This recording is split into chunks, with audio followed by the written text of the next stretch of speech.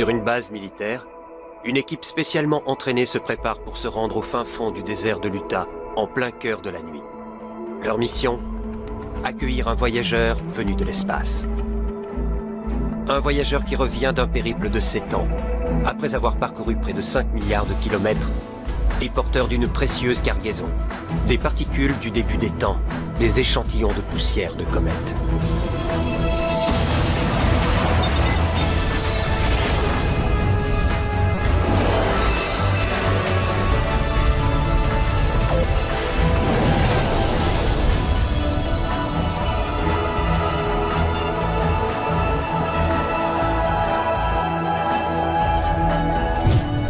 C'est la dernière phase d'une mission de 7 ans et le moment le plus critique.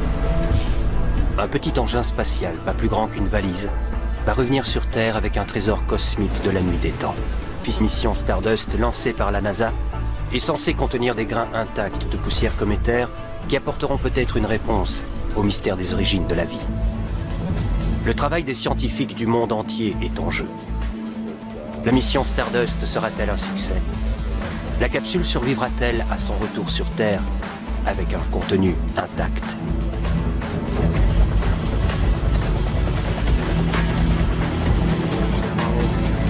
Pour ces deux hommes, l'enjeu est de taille. Ils veulent être les premiers à mettre la main sur d'intactes particules de poussière cométaire. Donald Brownlee et Tom Duxbury ont passé plus de 10 ans de leur carrière sur cette mission, et c'est maintenant la dernière ligne droite. Ça fait près de 10 ans qu'on travaille sur cette mission. Demandez à une maman comment. Ce jour semblait si loin. C'est une mission hors du commun. Stardust a effectué plus de kilomètres que toutes les autres missions de retour d'échantillons. Cette capsule sera l'objet le plus rapide, conçu par l'homme, à avoir traversé l'atmosphère terrestre. Et c'est la première tentative de prélèvement de comètes qui permettra de brosser un portrait de notre système solaire au tout début des temps. Certains des échantillons qu'on collecte sont plus vieux que le Soleil, que l'apparition des planètes. Nos grains de poussière interstellaire se sont incorporés au système solaire et aux comètes, il s'est formé. Les scientifiques espèrent que cette poussière de comètes fournira des informations sur l'origine du système solaire pour comprendre comment l'eau et la vie sont apparues sur notre planète. Le succès de cette mission repose sur cette sonde spatiale. L'homme responsable de la conception de cet engin s'appelle Joe Bellinga. La mission Stardust peut se résumer en un voyage de 7 ans de près de 5 milliards de kilomètres de la Floride à l'Utah contre avec une comète. Alan Chevron est le chef de l'équipe qui gère le vaisseau dans cette... C'est lui qui veille au bon fonctionnement de la sonde. La mission Stardust a été conçue comme une mission de 7 ans avec pour objectif de visiter la comète Wild 2, la survoler, collecter des particules de poussière, prendre des photos, faire un spectromètre de masse et ramener la capsule sur la Terre. Un sacré travail pour un engin pas plus gros qu'une cabine téléphonique. Ce vaisseau a été conçu pour consommer très peu d'énergie à cette distance. Il est également équipé de panneaux solaires assez grands et assez efficaces pour fournir l'énergie solaire nécessaire à une telle distance de la Terre. Tic est maximal. En termes de consommation énergétique, Stardust consomme en gros 180 watts. Autrement dit, le sèche-cheveux qu'on utilise tous les matins consomme quasiment 5 fois plus que ce vaisseau spatial. Petit et efficace, mais Stardust doit être résistant pour s'aventurer dans l'environnement dangereux qu'est l'espace. Des phénomènes imprévisibles, comme les éruptions solaires, peuvent ravager l'électronique et paralyser le vaisseau. Il est donc primordial de trouver le chemin le plus rapide pour regagner. 0 et décollage de la sonde spatiale Stardust. Avant que le vaisseau ne quitte le sol, il faut avoir mis au point un plan de vol pour intercepter une comète en mouvement et retourner intacte sur la Terre. C'est l'image d'un frisbee qu'on se lance à soi-même. Il faut viser l'endroit où vous pensez être 7 ans plus tard. Pour arriver à destination, tour du Soleil. Lors de son second tour, il utilise l'assistant Nell pour se rendre jusqu'à mi-chemin de Jupiter, où passe justement la comète Wild 2. Il n'y a pas d'humain à bord de cette mission. Shyam Bhaskaran pilote donc la sonde depuis la Terre. On a comme une carte géante sous les yeux. On regarde les données qui émanent de la sonde et qui sont repérées par nos stations de l'eau exacte où se trouve le vaisseau.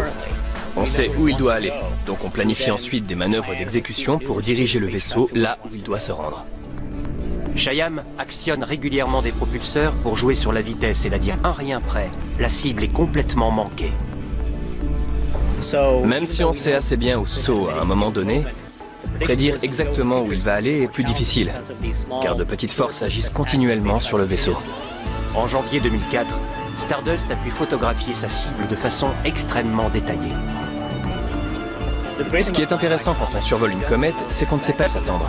Personne n'a jamais vraiment vu cette comète. On a hâte de la découvrir. Les scientifiques ne sont pas déçus.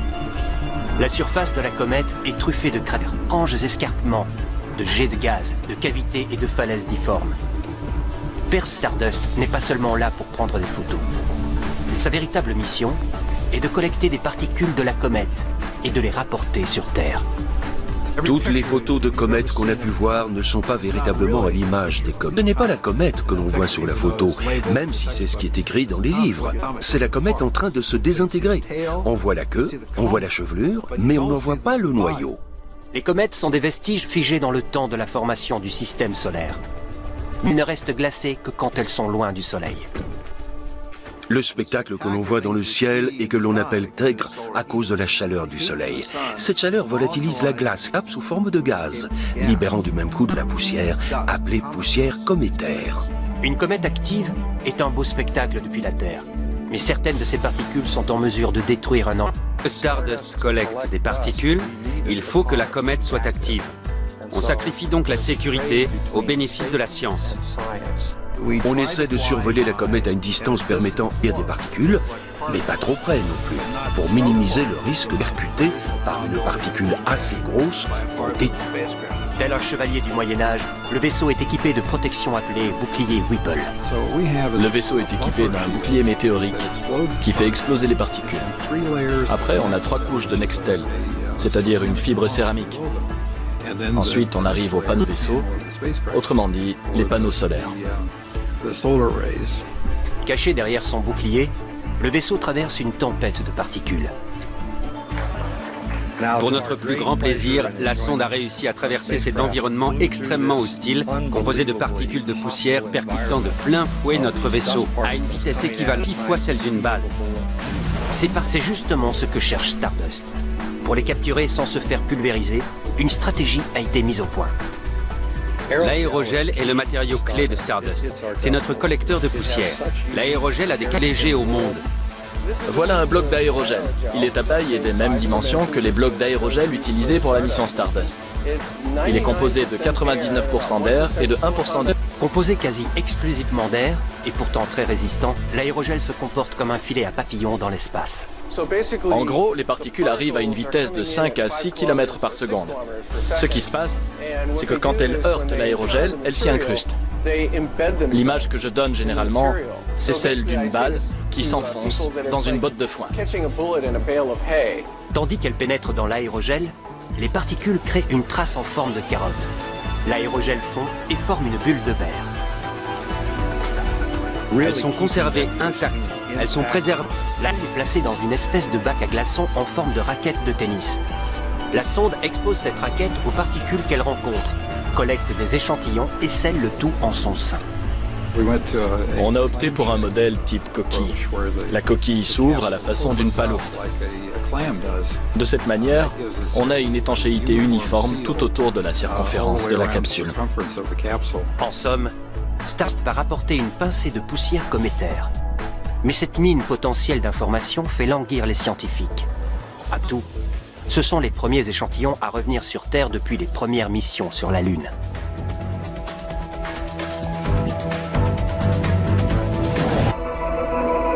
Pour la première fois depuis les missions sur la Lune des années 1960 et 1970, une capsule spatiale rentre à vitesse grand V vers la Terre contenant des particules solides provenant de l'espace.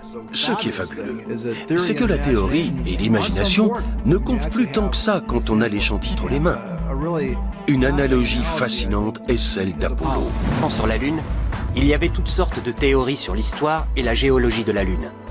Des échantillons de roches lunaires ont permis de résoudre ces questions. Cette fois-ci, place à un voyage de 7 ans jusqu'à la comète Wild 2 et un survol de la comète pour récolter des échantillons de poussière cométaire. C'est une odyssée de près de 5 milliards de kilomètres appelée Stardust.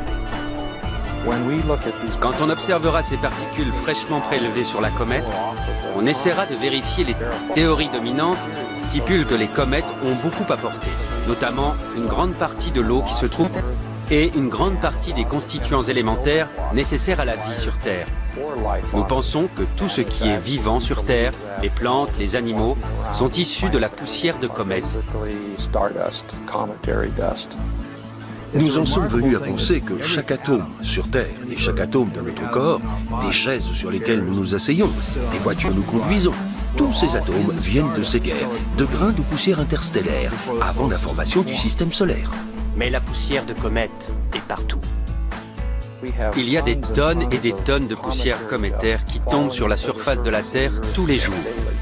Milliards de kilomètres pour en récupérer un échantillon. Contrôle qualité. Un des problèmes, c'est qu'on ne sait pas de quelle comète viennent ces poussières, une fois changement elles ont connu, dans la mesure où ces particules viennent de l'espace et ont traversé notre atmosphère.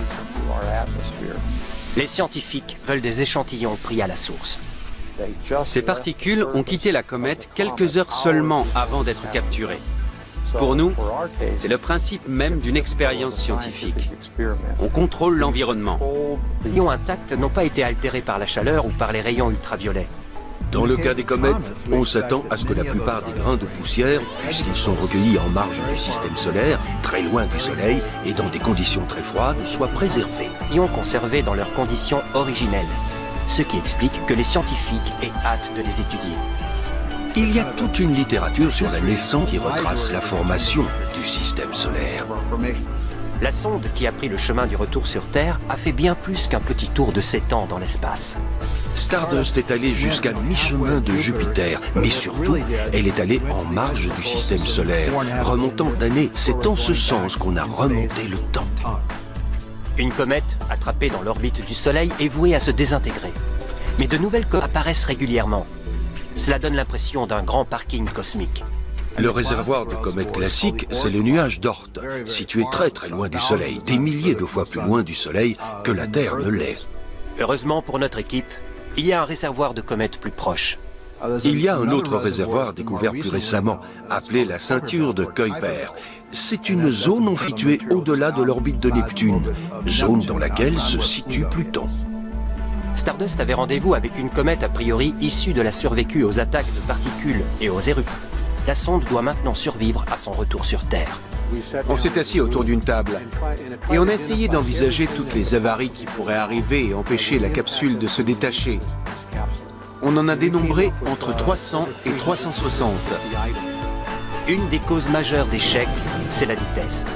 Le retour est extrêmement rapide, beaucoup plus rapide que les vaisseaux des missions Apollo à leur retour de la Lune. Sur Terre, un jour précis et à une heure donnée. Autrement, il n'atterrira jamais dans le désert de l'Utah. Une fois encore, Shyam Bhaskaran est aux commandes. À un moment donné, il faut donner l'instruction au vaisseau d'exécuter une manœuvre pour viser la cible voulue. Pour l'erreur, il faut effectuer une correction de trajectoire au bon endroit dans l'espace où les précieux échantillons se perdront dans la galaxie. Le plus difficile, c'est le retour sur Terre. Il faut emprunter un couloir très étroit pour atteindre le site d'essai de l'Utah. Si la sonde Stardust a fait le plus gros travail dans cette mission de 7 ans, elle va larguer la capsule, terminant ainsi sa mission. Environ 4 heures avant l'impact estimé, la séquence de largage de capsule commence. On va couper les câbles qui relient la capsule au vaisseau, puis enlever les bouts. Il y a 3 ressorts qui vont éjecter la capsule. Le vaisseau, en écartant la capsule, lui imprimera une rotation pour stabiliser son orientation. Une fois le retour amorcé, les corrections de trajectoire ne sont plus possibles. À partir de là, tout est joué. La capsule suit une trajectoire balistique. Les corrections de trajectoire sont impossibles. On ne peut même pas la suivre. La capsule entrera dans l'atmosphère terrestre à 45 000 km/h. Soit 10 fois plus vite qu'une balle de revolver. Elle arrivera très très vite. Elle illuminera le ciel. Il y aura un grand filet de lumière qui passera au-dessus de la Californie du Nord, traversera l'État de Californie, puis le Nevada, pour arriver au désert de l'Utah. Dans la bonne direction. En volant moins vite que la vitesse du son, la capsule perd en stabilité. Un premier parachute va stabiliser la capsule. Puis on déploie le parachute principal à environ 3000 mètres au-dessus du sol. Ça contribue également à ralentir la chute de la capsule. capsule descend tranquillement vers la Terre, le centre de commande effectue une dernière correction de trajectoire. La sonde est ensuite déviée sur une trajectoire qui ne la fera jamais revenir sur la Terre. Aucun risque que la sonde percute un jour la Terre. À moins qu'un nouveau prix des fonds levés. Justement, on peut penser à la sonde Pioneer qui a été lancée au début des années 70. Jusqu'à il y a quelques années, on était encore en contact avec cette sonde. La sonde sera probablement éjectée du système solaire et ira se balader dans la galaxie, tel un ambassadeur interstellaire ou un messager étoilé. Près de 1,4 million de gens se sont inscrits sur Internet et ont gravé leur nom sur une petite puce de silicium emportée par la plateforme Stardust. Je suis fasciné de constater que quand la Terre et que le Soleil ne sera plus le Soleil que l'on voit maintenant, ce sera une naine blanche, ces noms et la plateforme Stardust se baladeront dans la galaxie, quelque part. Tandis que la plateforme part au milieu des étoiles, le succès de cette mission ne repose plus que sur une récupération réussie de la capsule. Plus facile à dire qu'à faire. Récupération doit s'entraîner, toujours et encore, tels les comédiens qui se préparent à une première. Tout doit être fait dans les règles de l'art. Sinon, la mission échouera. La fenêtre d'entrée n'est pas grande. Il ne faut pas passer à côté. Voilà les hommes et les femmes de l'équipe chargés de récupérer la capsule. Ce seront les premiers à avoir un contact humain avec la capsule Stardust depuis plus de 7 ans. Quand la capsule pénétrera dans l'atmosphère terrestre, les scientifiques espèrent que la capsule sera bien porteuse de ce trésor de poussière cométaire. Le succès final de cette mission repose sur eux. L'entraînement est rigoureux, notamment après la mésaventure de Genesis. Cette capsule s'est écrasée dans le désert de l'Utah alors qu'elle contenait des échantillons d'atomes solaires. Le parachute de la capsule ne s'est pas déployé. Donc, pour la capsule Stardust, l'entraînement est intense. Une maquette de la capsule et un hélicoptère occupent une place de premier ordre dans cet entraînement. L'équipe répétera dans l'obscurité, mais pour faciliter les choses, nos hommes commencent en plein jour. La tâche numéro 1, localiser la capsule. Un signal lumineux sur la réplique renvoie les coordonnées GPS. Lors de cet entraînement, l'équipe n'a aucun mal à sécuriser la cible. Si les choses se passent aussi bien le soir de l'atterrissage, les scientifiques seront à 2 doigts de découvrir les secrets vieux de 4,6 milliards d'années qui se cachent dans la poussière cométaire. Mais récolter de la poussière n'est pas le seul moyen d'étudier les comètes. Et Stardust n'est pas la première mission NASA à essayer d'y voir plus clair. Deep Impact est une mission sans précédent consistant à délibérément envoyer un impacteur sur une comète. Ok, c'est bien, c'est bien. Le docteur Peter Schultz était co-chercheur sur le projet Deep Impact. La mission Deep Impact avait pour objectif de créer un cratère. En observant le processus, en regardant l'impact du projectile, en observant sa formation, on est à même de déduire quelle est la nature de la surface de la comète. Je ne peux pas voir à l'intérieur d'une comète. On ne sait pas à quoi ressemble la surface d'une comète. Et jusqu'à Deep Impact, on ne pouvait voir que des images, pas même des images haute résolution. Mais Deep Impact a changé la donne. À l'image d'un géologue œuvrant dans l'espace, la sonde Deep Impact creuse sous la surface de la comète, découvrant les richesses du début des temps. On découvre sous la surface une matière qui n'a pas vu la lumière du jour depuis 4,5 milliards d'années. C'est le genre de choses qu'on ne voit même pas avec un télescope. C'est un matériau caché et archivé. Grâce à ce qui est révélé, le Dr Schultz dresse... Une comète, c'est un peu comme ce qui se passe au printemps au nord-est, quand la neige se met à fondre. On voit la neige disparaître, et l'endroit où ça reste, c'est l'endroit qui est heureux. Tandis que Stardust s'intéresse aux particules individuelles des phases des comètes et à la matière qui se trouve dessous. Ici, dans son laboratoire, le professeur Schultz continue à assembler les pièces du puzzle. Essaie de reproduire l'expérience de Deep Impact, tel un cuisinier cosmique dans une cuisine scientifique. Il recrée l'expérience de l'espace avec ce gigantesque pistolet vertical qui mélange gaz d'hydrogène et poudre à canon pour créer des cratères. Ce pistolet nous permet de tirer une balle à une vitesse proche de celle d'Impact, environ 6 km par seconde. Donc en percutant une cible, voir le cratère se former. Aujourd'hui, il teste l'idée selon laquelle la comète a une couche externe molle et une couche interne dure. Ok, c'est parfait. On est très curieux de savoir si la comète est composée d'une matière dure et rocheuse ou si elle est faite d'une matière molle et cotonneuse, sableuse, voire poudreuse. Si l'on se fie au travail déjà effectué, on pense qu'elle est poudreuse. Schultz mélange les ingrédients apparentés à ceux d'une comète qui serviront de cible. Idéalement, il faudrait de la glace sèche, des composés organiques. Ensuite, Schultz entre dans la chambre à vide où la collision avec ces matériaux aura lieu. Il dépose soigneusement la couche molle et la couche dure, censée s'apparenter à la composition d'une comète.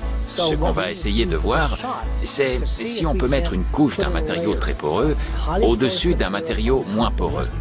Et si on arrive à reproduire l'expérience de Deep Impact. La chambre est fermée, l'air est évacué pour simuler l'espace, dépourvu de l'atmosphère qui ralentit la dispersion des débris. Une fois le pistolet chargé avec une petite perle de verre, et quand la balle partira, le projectile sera lancé 10 fois plus vite qu'une balle classique.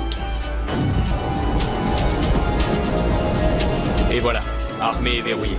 Photo. Si la recette de Schultz est bonne, on devrait voir l'expérience de Deep Impact enregistrée sur une vidéo à grande vitesse. Il faut ça. Très bien. Oh, c'est magnifique. Incroyable. C'est spectaculaire. Les résultats sont partiels, mais la collision réalisée au laboratoire semble s'apparenter à l'impact dans l'espace. Ça va aussi dans le sens de ce que pensait Schultz. La comète a une couche externe molle. On voit bien l'excavation du matériau sous-jacent. Enfin, le docteur Schultz veut savoir pourquoi les comètes ne se ressemblent pas. Elles sont extrêmement différentes. Pourquoi? Peut-être certaines comètes ont-elles passé plus de temps dans une autre partie du système solaire. Peut-être une comète a-t-elle été capturée par Jupiter, envoyée, s'est fait percuter, puis est revenue à un endroit plus sûr, jusqu'à ce qu'elle revienne nous rendre visite dans le système solaire interne. Vous ne visiterez sans doute jamais de comète, mais Peter Schultz compte y faire un tour. Les comètes sont fascinantes, autant pour les enfants que pour les scientifiques. J'en ai vu une quand j'avais 12 ans, et je suis accro depuis. Les comètes sont magnifiques à regarder. Elles sont mystérieuses, elles sont fascinantes. Mais par ailleurs, les comètes sont porteuses des ingrédients nécessaires à la vie, y compris l'eau, la matière organique. Nous sommes issus des comètes. Nous sommes constitués de ce qui constitue les comètes. Tandis qu'une partie des passionnés de comètes deviennent chercheurs, puis il y en a quelques-uns qui font des comètes la passion d'une vie. Ou au sud d'Adélaïde, en Australie, et dirigez-vous vers la mer. Au bout d'une heure, vous trouverez une petite ville avec un secret galactique.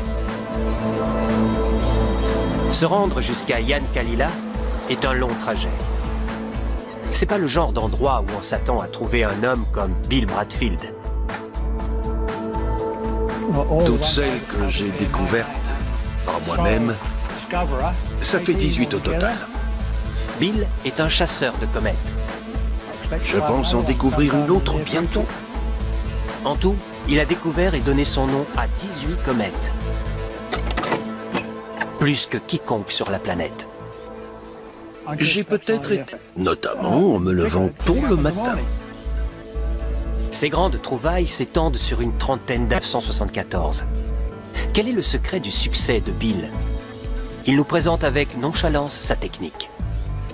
Il suffit de balayer le ciel et de modifier la hauteur par petites franges et progressivement de monter. Vous devez penser que quelqu'un d'aussi fort... Au fait, Bill est un ingénieur spatial retraité. Doit utiliser du matériel ultra sophistiqué, tirant parti de tout ce qu'il peut pour lui faciliter la tâche. Ça traîne de qui ont fait leurs besoins dessus, mais bon. Eh bien, détrompez-vous. Regardez bien les télescopes de Bill et vous verrez qu'il n'y a rien de plus simple. J'ai construit cet instrument en 1970 quand j'ai eu le virus. Voilà son premier télescope. J'ai découvert 14 comètes avec ça. Un peu de ficelle, un capuchon de bouteille de jus de fruits et une à plus de 100. En 1970, ça m'a coûté $60. Du bois de récupération, des boulons et des écrous. Il dit que le secret est dans son support en bois. On ne peut pas passer et y avoir mal au cou. Il faut pouvoir observer confortablement. Et cet appareil est fait pour ça. Si le confort est important, la connaissance et la patience le sont encore plus. La chasse à la comète se compte en milliers d'heures. Passées seul. J'ai découvert ma première comète au bout de 260 heures. Il traque quelque chose d'éphémère. Quand vous tombez sur quelque chose qui n'était pas là avant, c'est à ce moment-là que l'adrénaline monte. C'est une comète. Utilise un télescope plus moderne et plus puissant. 1 mètre de 5,6, un télescope de type Newton. Il utilise un miroir pour collecter la lumière, ce qui lui permet de voir des objets qui sont très loin. Vous voyez ce miroir et mon reflet? Il a également construit ce télescope de ses propres mains. Le bois vient de chutes de bois. Le miroir collecteur vient de Californie. Il est volumineux, encombrant et pas particulièrement beau, mais il fonctionne. J'ai découvert 3 comètes avec, y compris celle de l'an dernier. Par une matinée claire ou une nuit claire, vous pouvez être sûr que Bill chargera son matériel pour partir à la chasse.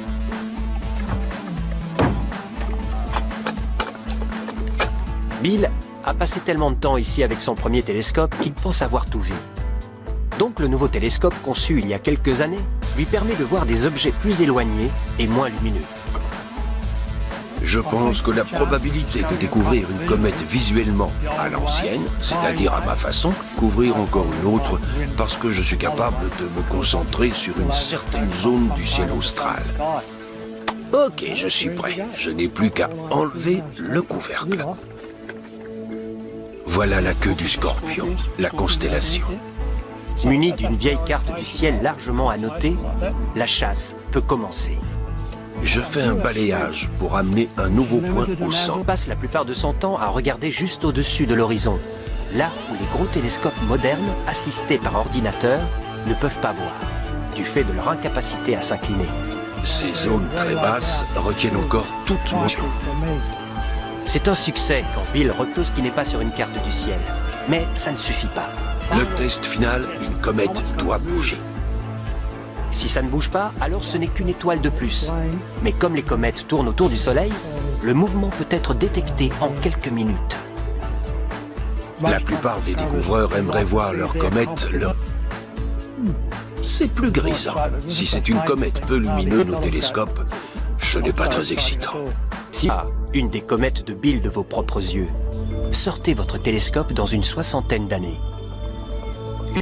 La suivante réapparaîtra dans à peu près 120 ans. En attendant, Bill Bradfield, âgé de 76 ans, continuera de chasser. Même si l'on voit beaucoup de comètes depuis la Terre, pour vraiment les comprendre, on doit s'en approcher. Aujourd'hui, Bradfield et d'autres amourmettes ont leurs yeux tournés vers l'Utah. Il faut de découvrir si la mission Stardust de 7 ans est une réussite ou un échec. Ça oui, je suis ravi de récupérer quelque chose qui vient de l'espace. Ça va être sympa. La capsule Stardust effectue son retour sur Terre à une vitesse 10 fois supérieure à une balle de revolver, atterrissant comme une boule de feu sur le désert de l'Utah. Si tout se passe comme prévu.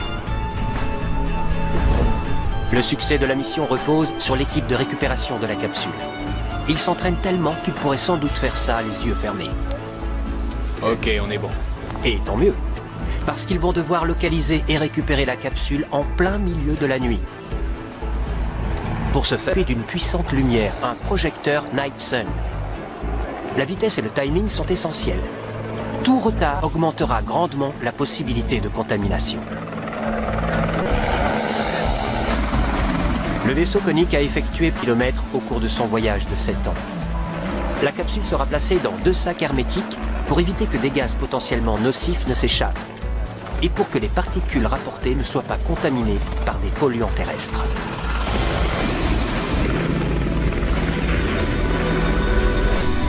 Tandis que la capsule Stardust rentre sur Terre, le rêve de futures recherches sur les comètes s'enfonce dans l'espace, incarné par la sonde Rosetta, le projet le plus audacieux de l'Agence spatiale européenne. La sonde Rosetta a été lancée dans l'espace en mai 2004 par une fusée Ariane 5. Son objectif ? poser un atterrisseur de la taille d'un lave-vaisselle sur le corps d'une comète de la taille d'une petite île pour recueillir des données sur son évolution, tandis qu'elle se dirige vers le centre du système solaire, sublimant sa couche externe de glace et prenant vie à l'approche du Soleil. Rosetta atteindra sa cible en demi-tour que les scientifiques travaillent sur un modèle grandeur nature de l'atterrisseur. Stéphane Ulamek est le directeur du projet. Il faut s'assurer qu'après un voyage fonctionner l'atterrisseur. Et en cas de problème, il faut savoir le régler. On a donc un modèle ici pour tester les commandes et pour jouer aussi un peu avec. Les scientifiques et les ingénieurs ont fait leur possible pour préparer leur petit vaisseau, même s'ils ne savent pas du tout à quoi ressemblera la surface de leur comète. Les précédentes missions sur des comètes comme Stardust et Deep Impact ont soulevé encore plus de questions et de préoccupations. C'est grisant de voir aussi précisément la surface d'une comète et de se dire à quoi pourra bien ressembler notre comète. Est-ce qu'elle ressemblera à ça? Et puis, dans un second temps, on se demande comment sera sa surface? Molle, dure? Arrivera-t-il à se poser? L'équipe du projet Rosetta a conçu un atterrisseur adaptable à toute surface. La surface sera peut-être faite de glace, de grains et de poussière.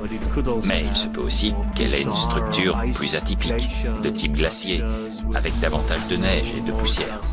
Une comète active peut être dangereuse et expulser des jets de gaz et de poussière au fur et à mesure qu'elle s'approche du Soleil.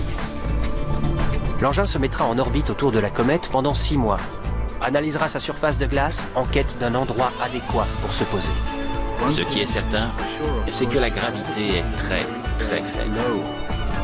L'atterrisseur de Rosetta se pose trop brutalement, il risque de rebondir, de repartir dans l'espace et de disparaître. La solution, 2 harpons vont s'accrocher à la surface de la comète, fixant l'atterrisseur à cette dernière.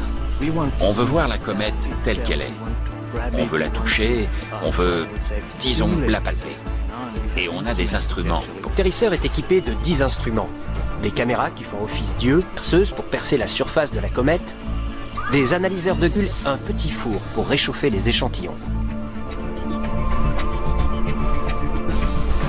Les scientifiques vont trier ces données et chercher la trace de molécules organiques dans l'espoir de résoudre le grand mystère. Les comètes ont-elles fait naître la vie sur Terre? À condition bien sûr que l'atterrisseur survive à son voyage des plus dangereux. Tandis que la comète s'approche du Soleil, évidemment se désintégrer. L'atterrisseur pourrait se retrouver sous des grains de poussière, être éjecté dans l'espace en même temps que le fragment auquel il est attaché. C'est un risque, mais espérons que ça n'arrive qu'une fois et qu'on aura tout. Rosetta sera aux premières loges pendant 1 an à observer et recueillir des données à même de révolutionner notre connaissance des comètes. Tandis que la sonde Rosetta rejoint sa comète, Stéphane Ulamek attend impatiemment des nouvelles de Stardust. Stardust va nous permettre d'analyser le matériau d'une comète ici, dans notre laboratoire. Et c'est le rêve de tout spécialiste des comètes. Pouvoir faire. On pourra ensuite utiliser ces informations pour optimiser nos instruments sur la comète. Depuis des siècles, les comètes sont pour les terriens de mystérieux et fascinants visiteurs. On n'a guère eu d'autre choix que de les observer de loin. Maintenant, avec Stardust et Rosetta, nous sommes devenus les voyageurs. Le compte à rebours est lancé. Le messager de la NASA effectue son retour sur Terre, un ultime défi. C'est un vaisseau spatial. On ne peut jamais dire qu'il n'arrivera rien. Toutes ces années pour en arriver à ces voyages sans précédent, de près de 5 milliards de kilomètres et d'une durée de 7 ans au sein du système solaire. Ces scientifiques de la NASA ne peuvent rien faire d'autre qu'attendre. Ici le chef de l'équipe vaisseau. Je viens de parler avec mes ingénieurs ici, et la position à laquelle on se trouve est tout à fait la position prévue. C'est rassurant. Puis, une autre bonne nouvelle. La capsule a été détachée du vaisseau avec succès. À l'heure où je parle, on a pu vérifier que le câble reliant la capsule au vaisseau a bien été coupé.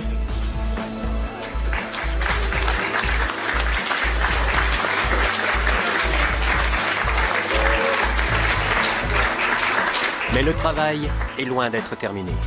La capsule Stardust doit survivre à sa fulgurante rentrée atmosphérique. À tous les postes, le module de retour vient de descendre de 5000 mètres.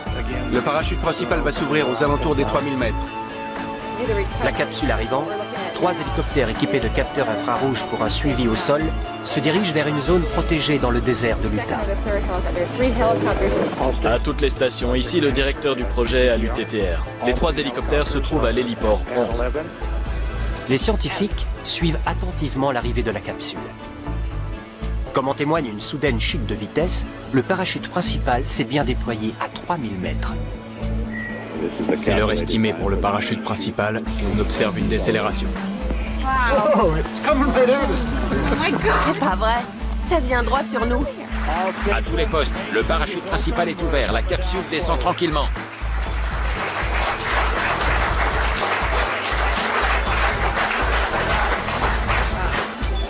Atterrissage prévu dans moins d'1 minute et demie. Quelque plus tard, elle se pose. À tous les postes, la capsule s'est posée.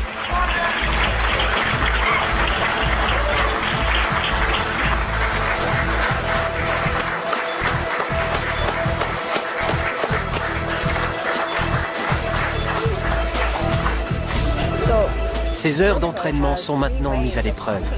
Leur mission, localiser, récupérer et sécuriser la capsule aussi vite que possible.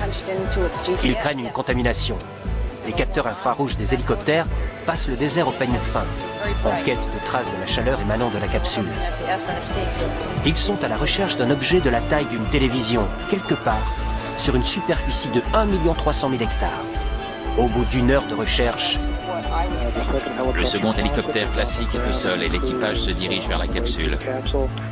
l'heure de vérité est arrivée. Tout le monde a hâte de connaître l'état de la capsule. La capsule, apparemment, a rebondi 3 fois avant de se poser. Elle est posée sur le côté et l'équipe prend une série de photos. La suite des opérations consiste à la charger et à la ramener. Un des hélicoptères illumine la nuit tandis que l'équipe vérifie les gaz potentiellement nocifs, tels que le dioxyde de soufre, l'acide cyanhydrique et le monoxyde de carbone.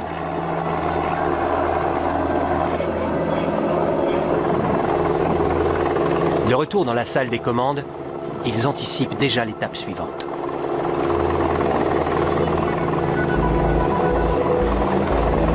Elle a été mise dans un premier sac, avec un moniteur à l'extérieur, puis dans un second sac. On est maintenant prêt à la charger dans l'hélicoptère et à la ramener à la base.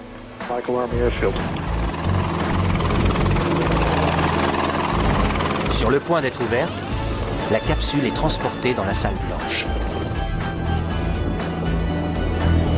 C'est ici que cette capsule de 45 kg est décontaminée après son passage dans l'atmosphère.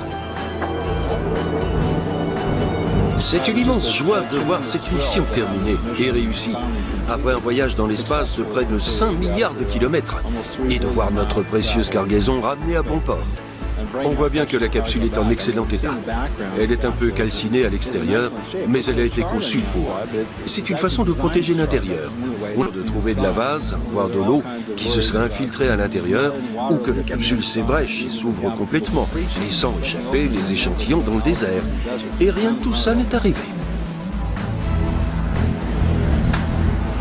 Un examen détaillé.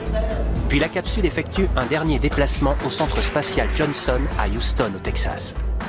Tout en retenant leur souffle, les scientifiques, avec précaution, ouvrent la capsule. Le trésor leur est révélé. Une véritable mine d'informations constituée de particules de poussière cométaire et interstellaire. Certains résultats scientifiques vont être quasiment immédiats.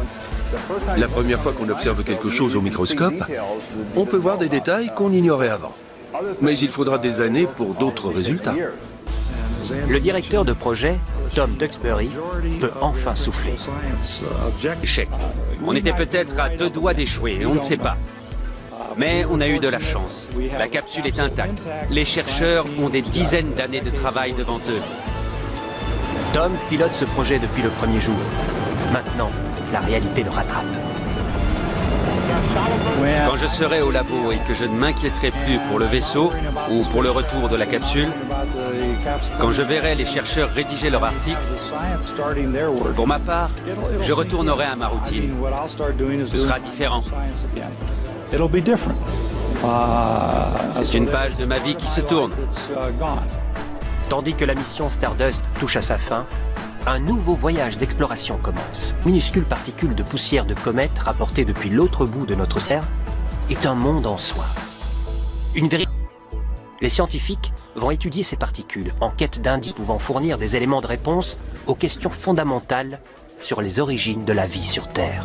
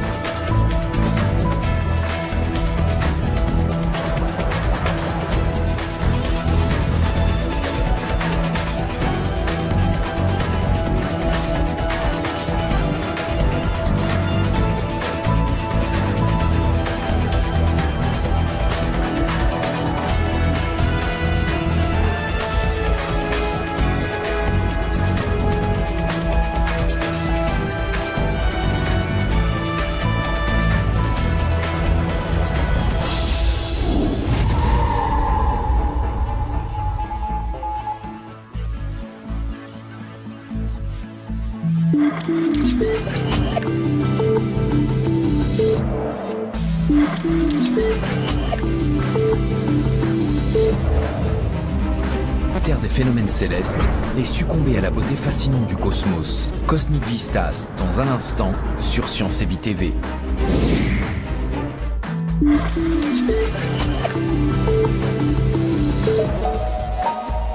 Aujourd'hui, près d'une personne sur 10 vit avec un handicap moteur. Pour face, les scientifiques proposent une nouvelle génération de prothèses et d'implants ultra performants. Avec cette prothèse, je peux porter jusqu'à 32 kilos. Par exemple, je suis capable de transporter une caisse de bière de ma voiture à ma cave. Notre corps sera-t-il un jour entièrement remplaçable? En tant qu'humain, votre corps physique se détériore. Une fois que l'on pourra extraire le cerveau et le conserver vivant dans un récipient, il suffira en assurer un magnifique corps fait de métal. La fusion des corps et des machines va-t-elle faire de nous des cyborgs indestructibles? Soirée spéciale, dépasser ses limites biologiques. Ce soir, à partir...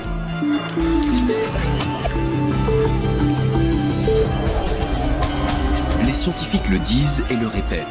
La Terre se réchauffe à une vitesse jamais vue dans sa longue histoire.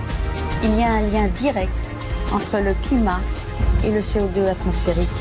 Le changement climatique est devenu une réalité. Ses conséquences aussi.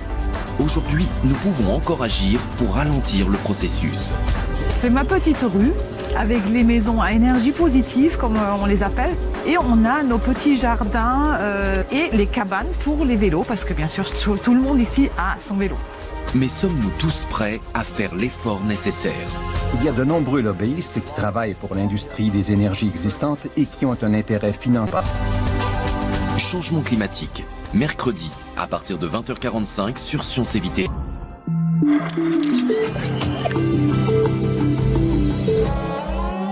Namasté. Vous vous posez des questions sur les dernières découvertes technologiques, médicales, biologiques ou même gastronomiques? Bref, vous voulez mieux comprendre le monde qui vous entoure? Maîtresse, maîtresse. Le Mac de la science l'a décrypté pour vous. Imaginez la scène, on est au Stade de France. Je me retrouve seul avec The occasion de marquer le but décisif. Ce qui va faire la différence, ce sont mes bâtonnets. Ah, avance! Allez, allez, pilote du dimanche! Ça fait 2 heures qu'on tourne en rond, bloqué dans le trafic aérien. Figurez-vous que, grâce à mon secret, on a réussi à comprendre les propriétés imperméables de la feuille de lotus. La jelly. Ah, la jelly. Tiens, même la jelly. La jelly. Ça, c'est du dessert où je ne connais pas. Le Mac de la science, votre mode d'emploi pour le monde d'aujourd'hui et de demain. Tous les dimanches à 19h sur Science et Vie TV.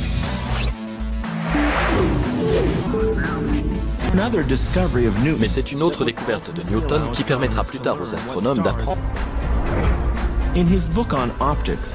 Dans son traité d'optique publié en 1704, Newton montre comme la lumière blanche n'est en fait qu'une combinaison de toutes les autres couleurs. Wollaston pense que les lignes sont des bordures qui séparent les différentes couleurs. En réalité, ce n'est que la partie émergée de l'iceberg.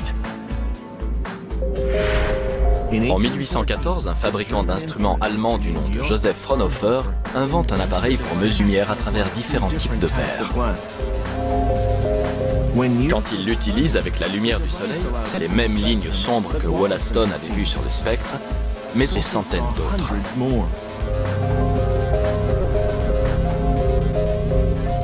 Fraunhofer ne le sait pas encore, mais cet appareil, appelé le spectroscope, finira par servir à résoudre le mystère de ce qui constitue le Soleil et les étoiles.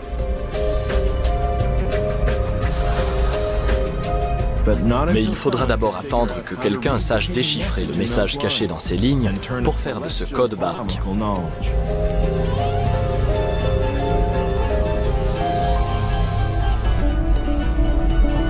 Le spectroscope disperse la lumière pour former un spectre de couleurs, du rouge au violet. Il montre aussi que le spectre du Soleil est criblé de fines lignes sombres. La lumière est une onde, ces lignes marquent des longueurs d'onde particulières où l'énergie du... Leurs expériences montrent que lorsque la lumière traverse un gaz, les atomes de ce gaz absorbent une partie de la lumière, mais uniquement à certaines longueurs d'onde spécifiques qui dépendent des propriétés d'un type d'atome en particulier. Cela existe de raies très lumineuses qu'on appelle des raies qui sont les homologues des raies sombres d'absorption. Pour les astronomes, toutes ces raies spectrales, qu'elles soient sombres ou lumineuses, révèlent un lien entre la Terre et le ciel. Dans un laboratoire, on peut mesurer les spectres de gaz ou de flammes en utilisant des matériaux connus. Ensuite, il suffit de comparer ces résultats avec les spectres du Soleil et des étoiles. Pour la première fois, on a un aperçu de la composition chimique de l'univers. Le développement conjoint, mais son budget ne lui permet pas d'engager une armée d'astronomes. C'est pour ça qu'en 1881, il engage sa gouvernante, Williamina Fleming. Fleming a été professeur en Écosse et maîtrise rapidement l'art de cataloguer des étoiles selon leur raie spectrale. Elle invente son propre système de classification et examine elle-même plus de 10 000 étoiles et plaques photographiques. Pickering de responsable. En 30